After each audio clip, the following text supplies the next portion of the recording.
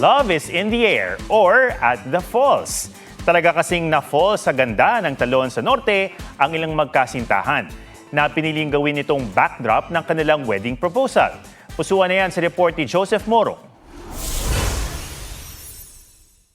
Ang angking ganda ng Awasan Falls sa Sigay, Ilocos Sur, dinayot matsagang pinilahan ni na Elaine at Jerome.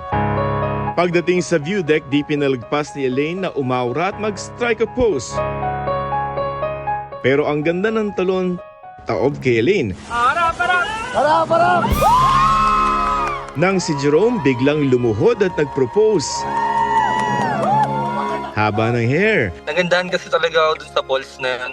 Doon talaga ako na nag-decide na mag-propose sa kanya. So, nung pagharap ko po talaga, nagulat po ako at naiyak. Happy po ako nung time na yun na na-experience ko po yung ganong proposal. Sabay naman sa buhos ng tubig ang pagbuhos ng pag-ibig ni Edgar para sa nobyang si Emeline. Sabi nga nila, nothing worthwhile comes easy. Kaya si Edgar sa bamboo raft nag-propose. Pero di lamang pala ang pagkamit ng matamis na oo ang hamon dahil sa lakas ng tubig, baka raw mahulog ang singsing. Sa taas man o sa baba, saksi ang Awasan Falls sa mga magkasintahan tuloy ang na-fall sa isa't isa para makuha ang matamis na oo for the road to forever. Joseph Morong nagbabalita para sa GMA Integrated News.